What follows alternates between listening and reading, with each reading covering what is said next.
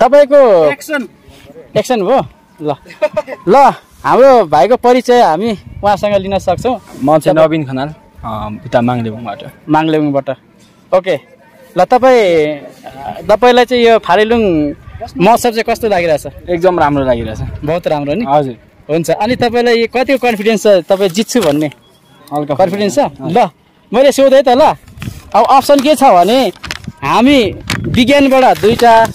राजनीतिकबाट 2टा र मनोरञ्जनबाट 2टा सोध्छौँ होइन अनि त्यसको उत्तर तपाईँले मिलाउनु हो भने प्राइज पाउन सक्नुहुन्छ है ल प्राइज त धेरै छैन तर मनोरञ्जनको लागि है ल हुन्छ अब मनोरञ्जनबाट सुरु भयो है मनोरञ्जनबाट 2टा तपाईँले 1 देखि 13 सम्म तपाईँले रोज्न सक्नुहुन्छ एउटा नम्बर 10 नम्बर ल उहाँले 10 नम्बर रोज्नु भएको छ सुन्नुहोस् है सबैले ल भरै गर्नुहोस् 10 नम्बर त्यो के चिज हो मान्छे हैन नुहाएपछि सानो हुन्छ त्यो जे चिज हो मान्छे नुहाएपछि सानो हुन्छ त्यो के चिज हो मान्छे नुहाएपछि सानो हुन्छ के चिज होला नि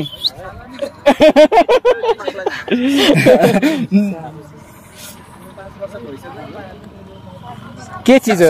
साबुन ल प्राइज जितिसक्नु भएको छ त प्राइज जितिसक्नु भएको छ है प्राइज भन्दा नि उहाँले एक्स मार्क्स ल्याइसक्नु फेरि अर्को नम्बर 7 ल 7 नम्बर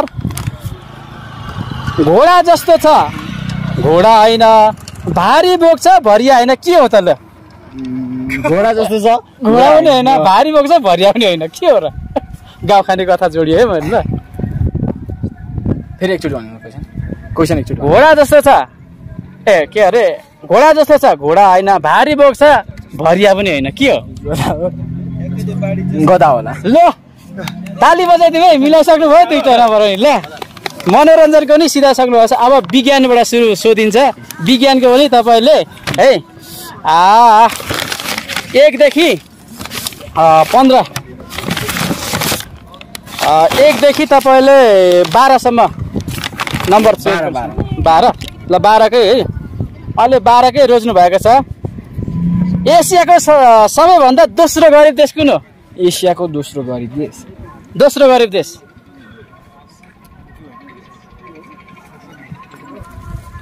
श्रीलङ्का एसियाको दोस्रो गरिब देश फेरि एकचोटि एसिया महादेशको है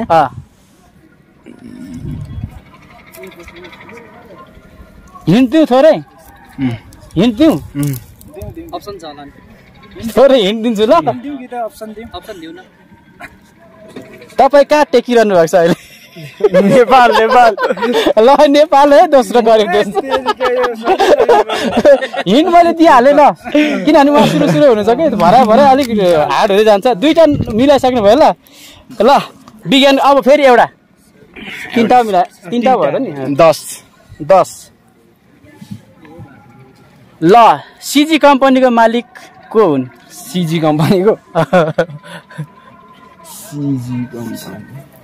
सिजी कम्पनीको मालिक को हुन् अब चाहिँ म हिन्ट दिदिनँ है सिजी कम्पनी हो यो त साथीलाई थाहा छ यो त मलाई पनि ठ्याक्कै थाहा भएन क्या हो थाहा भएन नि पास भन्न सकिन्छ ल पास भयो ल अब हामीले राजनीतिकको चाहिँ कहाँबाट कहाँ भने है 15 सम्म 1 देखि 9 ल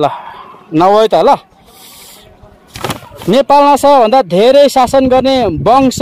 इतिहासमा हैन इतिहासमा नेपालमा सबैभन्दा धेरै शासन गर्ने वंश कुन वंश हो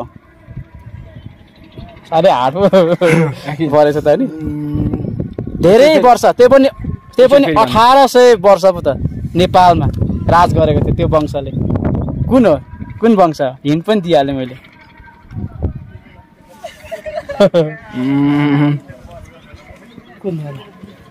कुन वंश कुन जात भनौँ न कुन वंश कुन राजा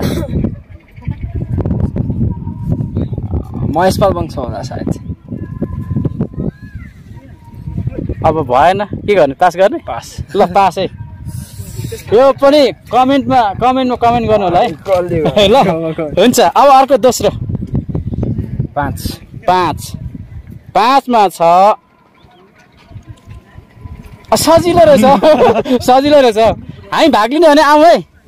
ल अहिले मजा गर्नुपर्छ है ल केपी ओलीको पुरा नाम के हो केपी शर्मा ओली केपी शर्मा ओली होइन केपी ओलीको केपी ओली केपी ओलीको पुरा नाम के हो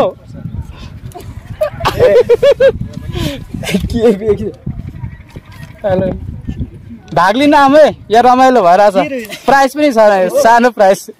हामी क्विज गरिरहेछौँ क्या रमाइलो के चाहिँ भिडियो गरिरहेछौँ क्या यो युट्युबको लागि तर क्विज गरिरहेको छु कि मैले केपी ओलीको पुरा नाम के हो ल उहाँ उताबाट भन्नुभएको छ त्यही भएर तपाईँलाई अब यो पनि जान्नु भएन यसरी तपाईँले भाग लिनुभयो तपाईँलाई धन्यवाद है तपाईँले कतिवटा मिलाउनु भएन 3टा मिलाउनु भएन नि त्यसका लागि हात चाहिँ मिलाउँ ल भाग लिनु भएकोमा ल